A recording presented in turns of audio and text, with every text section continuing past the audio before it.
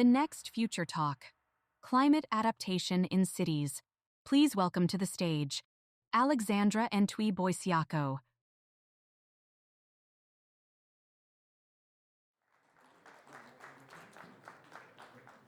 Good afternoon. A very warm welcome to the Mayor's panel on climate adaptation in cities. I know there has been a great talk before, so people are still eager to take pictures for this moment to be forever.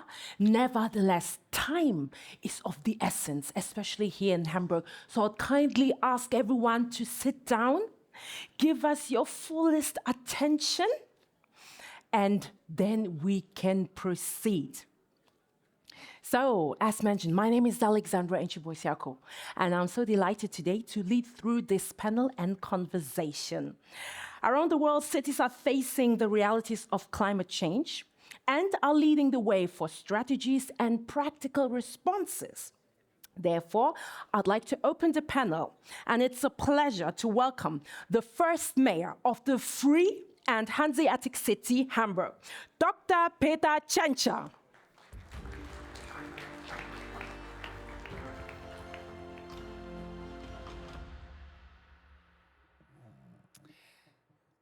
Good afternoon, everybody. Okay. Dear, I take it like this. Dear Executive Director Rossbach, dear President Abdel Malick, dear Mr. Becker, Excellencies, ladies and gentlemen, cities are both drivers and victims of climate change. They consume 80% of the world's energy. They produce 70% of greenhouse gas emissions and generate more than half of the global waste. At the same time, urban areas are particularly vulnerable to the impacts of climate change. Due to high population density, compact development, and limited green space, city residents often suffer from extreme heat. Others, depending on their location, face risks of flooding and consequently the loss of critical infrastructure. This panel here focuses on the challenges faced by major cities and the strategies they are implementing to build resilience against climate change. To provide a brief introduction or inspiration for this panel, I would like to highlight the city of Hamburg. Our city is home to almost 2 million residents from over 180 countries. Situated between the rivers Elbe, Alster, and Bille, Hamburg is increasingly affected by more frequent and severe extreme weather events. Storm tides from the North Sea or heavy rainfall cause high water levels in the Elbe, Bille, and Alster rivers. Last summer, on August 7, heavy rain flooded roads, caused traffic jams, and overwhelmed wastewater systems. The fire department was called out over 900 times within just a few hours. During the summer months, we are also experiencing much higher temperatures than in previous decades. In response, Hamburg's Senate, the city government, has prioritized 3 key areas for short, medium, and long-term action: coastal and inland flood protection, precautions against heavy rainfall, and blue-green infrastructure for heat mitigation. The city is upgrading over 100 kilometers of dikes and flood protection facilities along the Elbe River and port areas near neighborhoods at or below sea level. Pumping stations have been built as part of the inland drainage system to prevent damage from flooding due to heavy rain. Furthermore, Hamburg is developing blue-green infrastructure to combat heat. Blue refers to water, and green to green spaces and vegetation. In the past, rainwater was quickly drained away. Today, we aim to retain it on site, to irrigate plants and replenish groundwater. A green city can absorb water like a sponge, reducing flood risks. This also benefits evaporation, which is crucial for heat mitigation. Urban greenery enhances Hamburg's resilience and improves the quality of life. With subsidies, blue-green projects are expanding across the city, from green roofs and schoolyards to entire development areas. To implement our climate adaptation strategies effectively, Hamburg collaborates with many stakeholders, neighboring federal states, local businesses, and public organizations like the Federal Office of Navigation and Hydrography, which provides important data. Most importantly, Hamburg actively involves its citizens.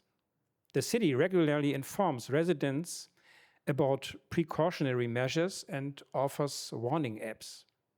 People need to know what actions to take to avoid damage. Buildings should be adapted to heavy rainfall events. To support this, Hamburg has published a heavy rain hazard map showing vulnerable areas. The map displays potential maximum water levels and flow velocities under 3 different scenarios based on scientific model calculations considering rainfall loads and sewer capacity. This approach provides reliable information and could serve as a model for other municipalities. Ladies and gentlemen, cities are not only the drivers of climate change and its victims, they also hold the key to solving the problem.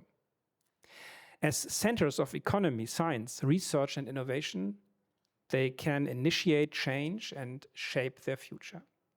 To do so effectively, they should think globally and act locally, working in partnerships with others.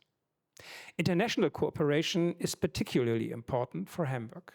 We maintain a broad network of relationships, particularly with other port cities. Through these connections, we see that global cities face common challenges and can share knowledge, experiences, and best practices. Together, they can join their forces and develop common strategies. The Hamburg Senate is convinced that cities can achieve better progress in their developments through collaborations. For example, we are working with Helsinki and Nantes on digitalizing energy systems and promoting e-mobility. We are advancing decarbonization of maritime traffic in partnership with the ports of Busan and Ulsan in Korea. Additionally, we are developing international green hydrogen trade routes with major port cities in Chile, Uruguay, and Argentina. Last year, Hamburg signed the EU mission Adaptation to Climate Change, becoming part of a network of over 300 cities and regions across Europe.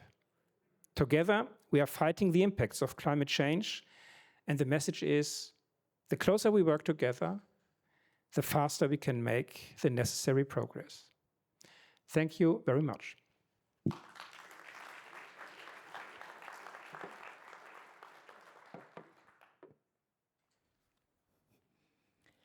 Thank you, Mayor. Thank you for outlining Hamburg's climate adaptation strategy and also highlighting the areas like coastal and inland flooding protection and heavy rain protections. So today we have on our panel, we're bringing an extraordinary set of leaders who will bring different perspectives on this panel in regional governance, global urban development, and transnational collaboration. So therefore, please help me to welcome these distinguished guests today, starting with Mrs. Anacláudia Rossbach, Executive Director of the UN Habitat. Welcome on stage. You can choose. The next guest, is the president of the Nouakchott region and the first female mayor in Mauritania, Mrs. Fatimetou Abdel Malick. Bienvenue.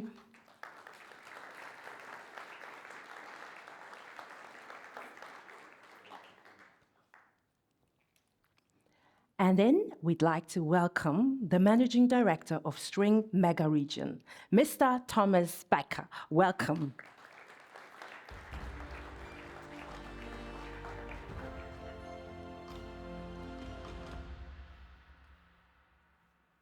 Excellent. So in this case, I take the seat.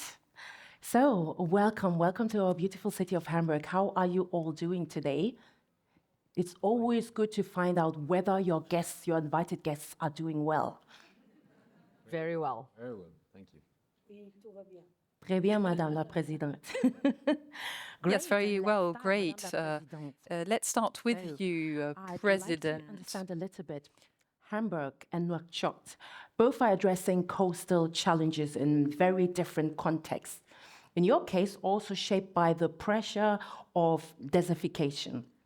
How are you approaching flood protection, where infrastructure must respond to such as contrasting climate extremes? And what role do nature-based solutions play in your adaptation strategy?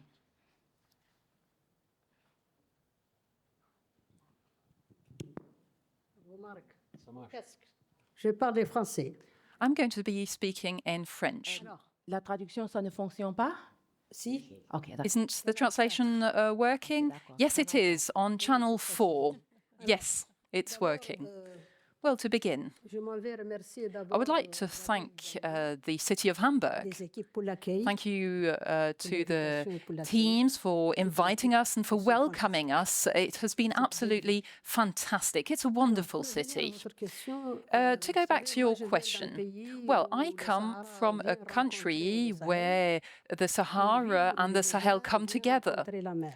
and the desert is right next to the sea. Il comporte beaucoup de And vulnérabilités. our country is very vulnerable because of desertification on the one hand, but also because we also risk flooding. We are at risk of flooding because we are on the coast. There are several places on the coast where the level of the sea is higher by 1 to 1.4 meter over the level of the sea. Elle a connu un Nouakchott afflux massif des populations is a city where a lot of people have moved to from quartiers informels. rural areas, Elle and many very informal neighborhoods have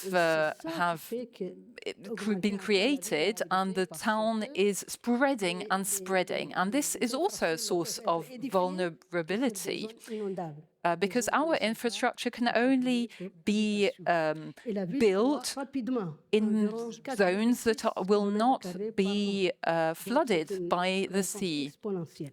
So Donc, c'est un casse-tête pour les this gestionnaires is des really an issue because the city is growing and growing. We need to provide services for these new neighborhoods that has just emerged out of nowhere. Nous avons préconisé. So what are the solutions that we are recommending? Qui subit de plein fouet les Our conséquences city des changements is very Ce affected qu'on by a climate préconisé change. comme solution, What have we simplement, suggested? Well, in a c'est nutshell, qu'on a des solutions de végétalisation. we are greening the city. On a reboisé environ We are 30 kilomètres entre reforesting Nouakchott about 30 kilometers between the airport and the city of Nouakchott. We are re-greening and reforesting, planting trees in new neighborhoods.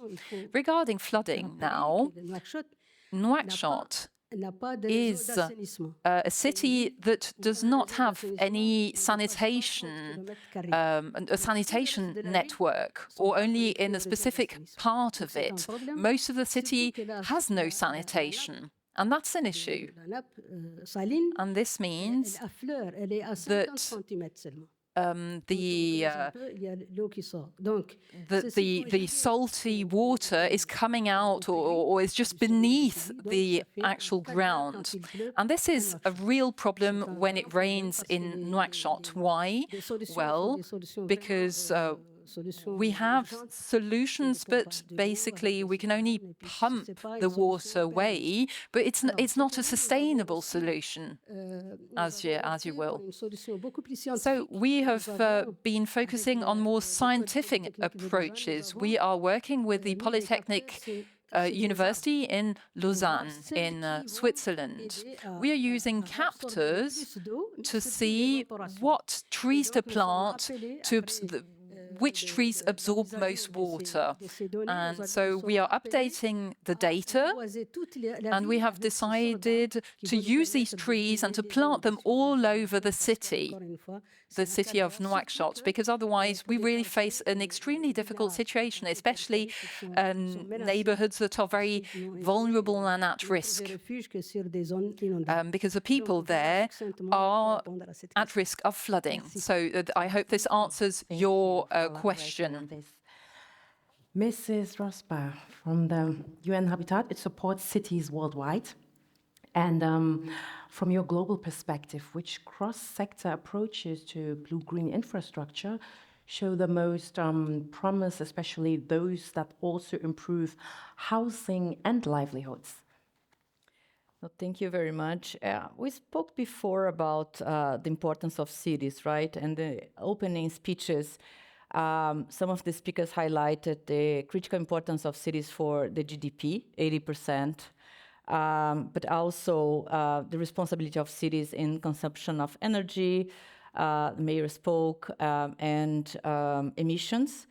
And then cities is where people live right now, more than half of the population. And in 2050, we'll have 70% of the population living in cities. So I believe, if the development approaches that we take from now on are centered in cities, in people, in communities, we are likely to succeed, because cities and communities, they enable us to have a kind of a holistic approach, right? And then if I take two elements of cities that I believe, are fundamental for the economy, are fundamental for the environment, are fundamental for social development, I would say the use of land and the built environment. Usually when we talk about sustainability in cities, we think a lot about the built environment, which is critical and important. We have to make sure that we maximize the use of local resources, sustainable resources, etc. But we talk less about the use of land. I spoke before in the previous panel about urban sprawl, calling attention that we are growing more in territory than in population.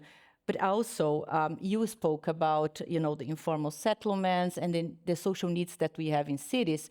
And eventually, and looking at Hamburg, how we can maximize the spaces, the land that we already have, right? And the territory that is already, the infrastructure that is already there. So I would put, land and built environment as critical inputs for holistic approaches.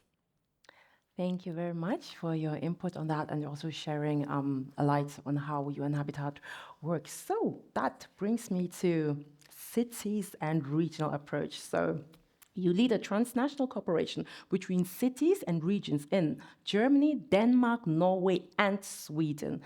So this string does what string does and connects it. How does regional cooperation help cities better manage climate risks such as flooding and extreme weather? Well, I don't know if we do that. My name is Thomas Becker. Thank you for inviting me here. I think it's more relevant to talk about a European perspective than just these countries isolated. Europe is characterized by, in particular, that most of the economic growth, most of the population, and most of the social activity happens in cities. And cities are, as already said, more affected by climate change than rural areas, just in general. The problems are stemming up when you have a city compared to rural areas. Those are important facts.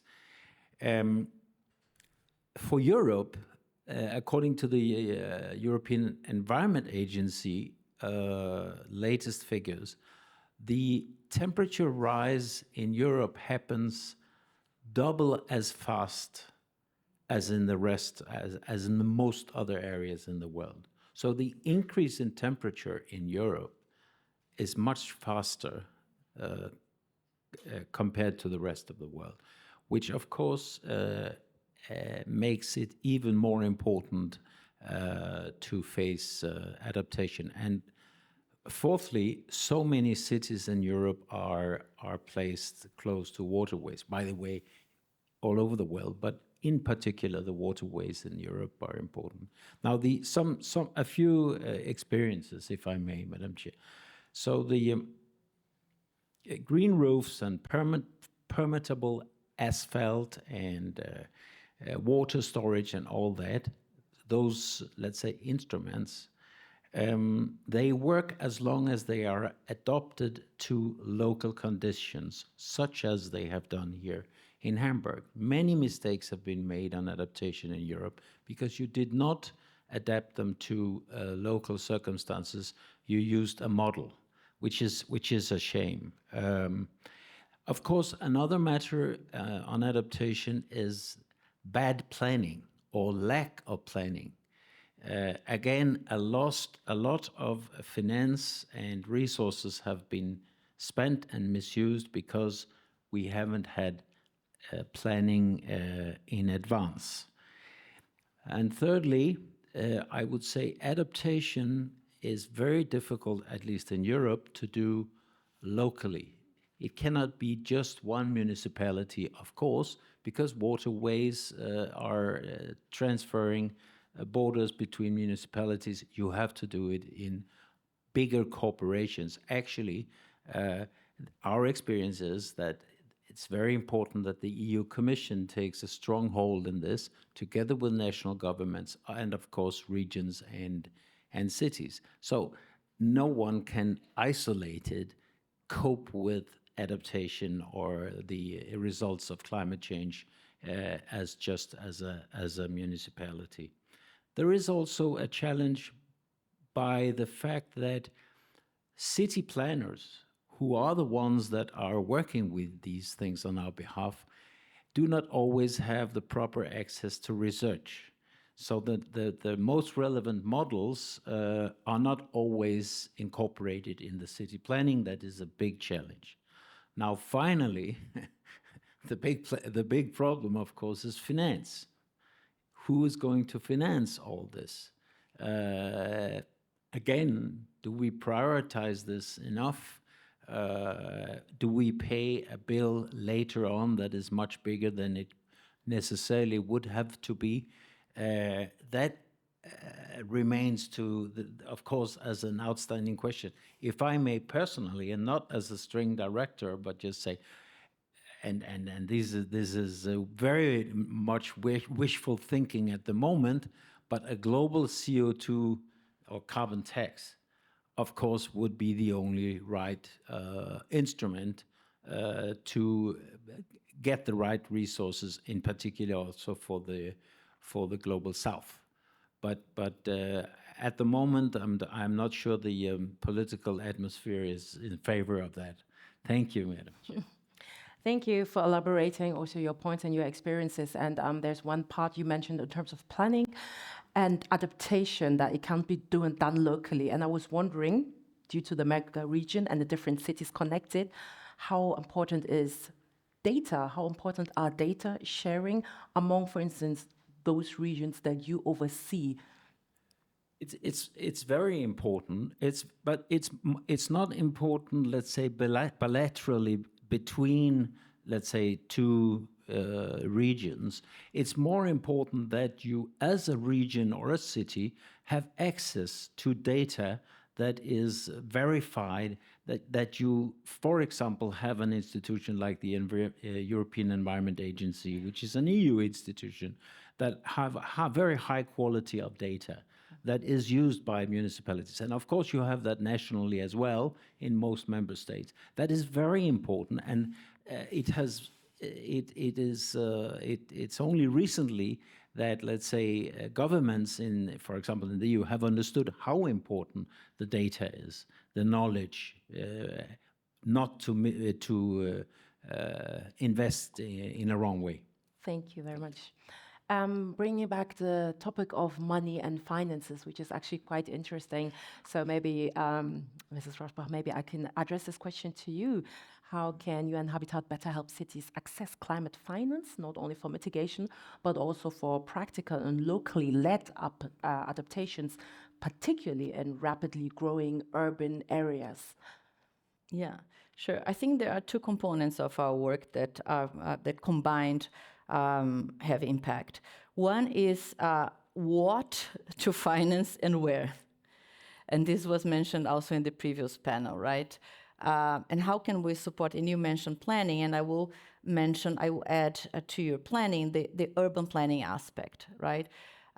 So in our just newly approved strategic plan, which focuses on people and access to housing, land, services, the basics, we put urban planning connected to finance as one critical mean of implementation. And we did that because we do believe that cities that are better planned, they are able to, A, attract finance, public, private, international, domestic, and also to leverage resources. For example, land-based resources, right? Let's start with the property tax, which is one instrument that everybody knows. So we connect planning and finance in our strategy, in our plan, right? And looking at the housing needs, because we are facing this global housing crisis. And as I said, the building environment and the houses, they are leading to this sprawl. And we have to think about cities in a holistic manner, right? And agree with the citizens. I agree with the data, and in the Global South, the situation is even more complicated, but there is a social contract that we have to work on with cities, so with the citizens. So how we want our cities to grow, horizontally, vertically, right? And what's the shape and the features that we expect from our cities. The second element is, working to support access to finance. And here we are working at the global level. We have been preparing, and we are planning a presence at Finance for Development conference. Even here, through this platform, we are pledging for more finance for urban infrastructure, social and physical infrastructure, but also finance through cities, right? In order to create mechanisms, we're working with other organizations to create and design mechanisms that can support and leverage international finance to cities. Of course, there are many elements that are beyond my pay grade, to say so, like the debt negotiations, concessional funding, etc. But I do believe we still can expand the urban portfolio with the current international finance that we have available in the climate space and through the IFIs. So we have established also partnerships with the IFIs, with the World Bank, African Bank, Asian Bank, etc., because we believe it's critical that we work hand in hand in order to create the enabling environment for their operations, for their investments. So, as I said before, working at the planning aspect, working with the legal frameworks, the urban and financial frameworks, and expand our footprint in the climate finance landscape. We have been also present, and we are planning to be present at COP, where we, together with a group of stakeholders representing local and regional governments and 75 member states, are working through the CHAMP initiative to attract also more finance for climate action at the city and at the local level, and advocating for urban lenses at the through the NDCs. So there's the global advocacy, but there's also the in-country advocacy, where we support to connect the urban and the financial frameworks. Thank you very much for mapping the plan out. And I see there's a heavy focus on collaboration. And Madame la Présidente, you also long championed collaboration between cities and inclusive local leadership. How can international cooperation and community engagement strengthen climate resilience on the ground?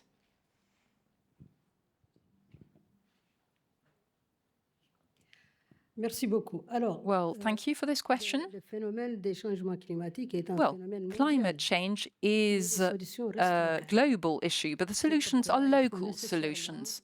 And this is why we have to make sure that local government has the role, can play its role. And this is what the Secretary General of the UN has understood when he created a group, a special task force, of which I have the honor to be co-chair. This is a global task force, so the UN has understood that local and regional governments must play a key role to make sure that solutions can be effective. So we need collaboration at a decentral level, and we need collaboration vertically. We need a collaboration with the central governments, but also a collaboration horizontally, basically cross-cutting collaboration between local governments. And we have examples, tangible examples in Nouakchott, for example, to manage water management. We also work with the city of Lausanne in Switzerland. We are using a very innovative technique, which is called the centime solidaire, funding based on solidarity, which means that when people in Switzerland use a cubic meter of water, part of what they pay is paid to Nouakchott. And this costs Swiss citizens 2 Swiss francs per year, but this is a lot for our country and for Nouakchott. And this is very meaningful for the new neighborhoods that have appeared in our country. So this is an idea of a collaboration that is possible. And we have other examples as well. As part of urban agriculture, we work with various stakeholders, including the EU or the city of Paris. During the pandemic, all borders were shut, as we know. Tomatoes became very expensive. We have a lot of potential. We had a lot of people who were unemployed, and we had to make sure that these people have jobs. We wanted to create jobs and make sure that there was a supply on the local market, a supply in vegetables, which is why we created areas for agriculture, and up to 400 women got jobs through the schemes. And I'm always happy to hear that these women was able to send their children to school, for example, because they had a job. And this shows that there are very tangible examples of collaboration between stakeholders and between cities.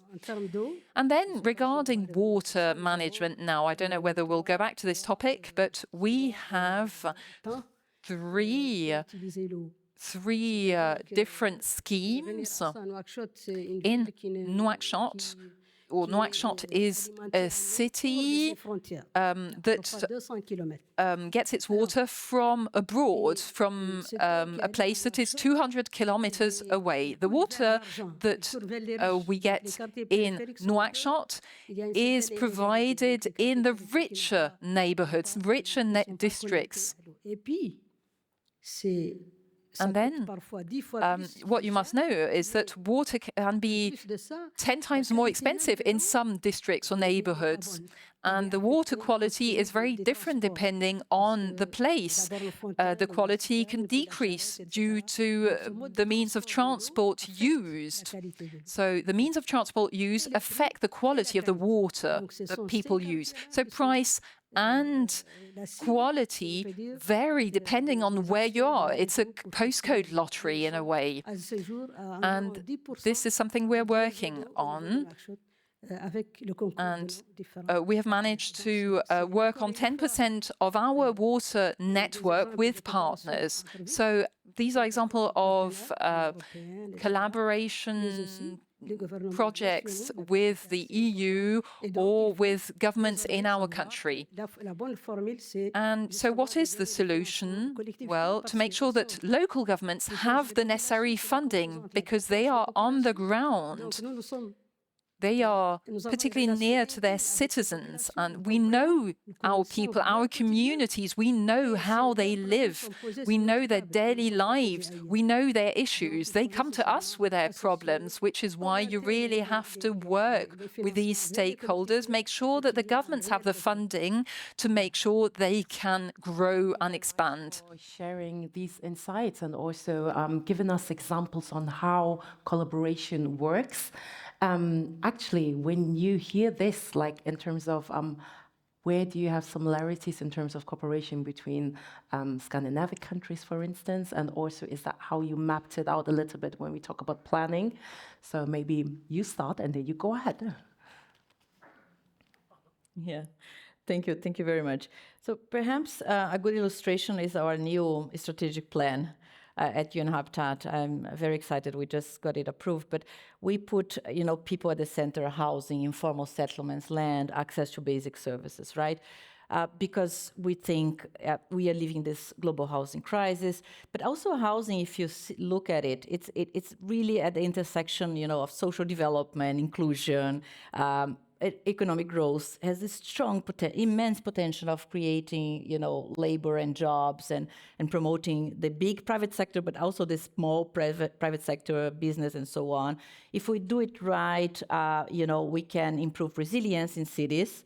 We can look, at both adaptation and mitigation, preventing, the growth of informality, as the mayor was mentioning, and also we can minimize if we do it right, we can minimize the impact on climate, on environment, and on climate. So it's really, central and holistic to our society right now. But we understand that. To get there, we have to build right in the right locations and for the right people, right?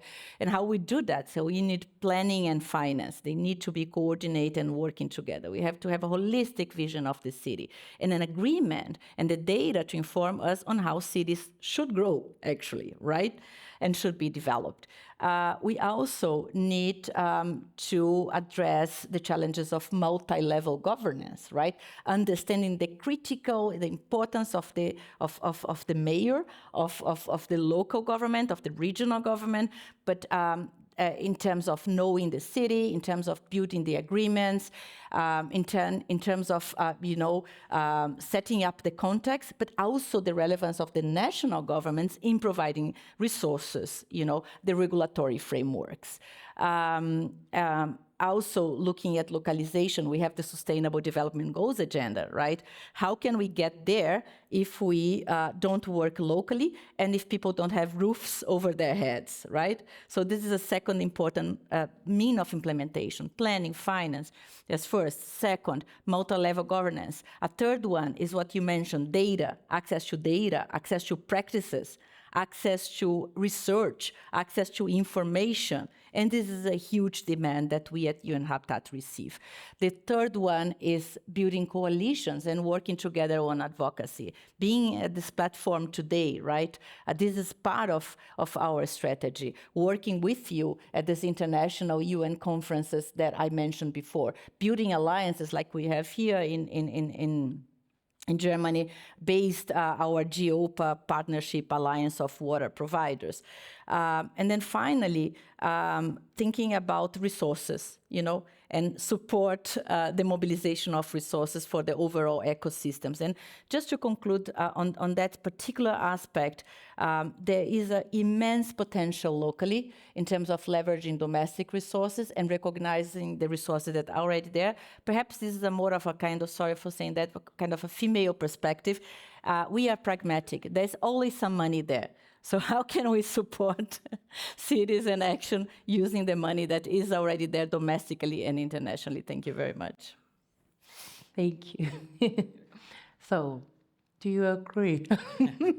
Well, very much so. I think there was one problématique which was mentioned by Madame Le Maire, which is something that we haven't seen, let's say, a fingertip of yet, which is the matter of solidarity connected to adaptation.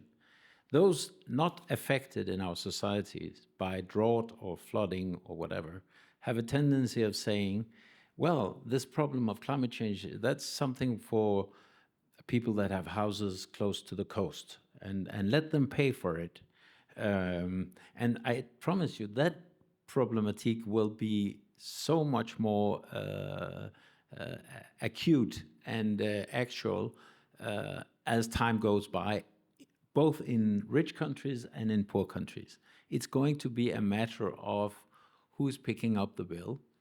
Is it a matter of the whole society for that to function? Obviously it is, because harbors are close to water, etc., etc. They're very affected, and that affects the whole society. But there is a tendency of those saying, well, I do not live in an affected area, so I don't care. Let the people who are affected pay for adaptation, if I may put it very bluntly. That is something that we will see a lot of. Finally, I would like to mention something that we have been working a little with as an idea in String, which is you should put some kind of sign or mark on property. Is this property going to be flooded or be subject to drought in the future or not? Like, you have marks on if it's built on polluted land, or if it's in the risk of doing this or that. I think in the future you will have to announce to the potential buyers that this place is actually in a zone where you risk losing everything, and that implies, of course, a lot of problems. And I know that the real estate associations, etc., they're deadly against, because that could lay down the whole market. But well, that's another part. It's of course more related to the first world than others, but it's quite interesting. Thank you. So there has been a subtle sign for me to actually wrap it up. Thank you for this input, and I feel like if each one of you could, I would like to challenge you to give me each one sentence based on your future aspiration. What would you want to happen next for your region, for your designated work, for your designated strategies? One sentence each. I hope you accept my challenge. D'abord, well, first of all, the local government should make sure that there is good local development. But I want to come back to the financing question when it comes to adaptation, because in Africa, we have an association with 16,000 local governments. When it comes to the funding for adaptation, that's only 21%, but we need a lot more for adaptation than for mitigation. So please emphasize this part as well. I don't have a mic. My aspiration right now is that our newly approved strategic plan, highly endorsed by member states just last Friday, lands well. One sentence. Show them. That adaptation or measures towards facing adaptation is considered not necessarily as something passive, negative economically, but rather an investment in growth and in future. Excellent, excellent. Thank you very much to all panelists. Thank you for your time. Thank you for sharing your insights. And may all your aspirations, strategies, and your wishes come through. Thank you so much for being here today. Dear audience, thank you very much for welcoming us here.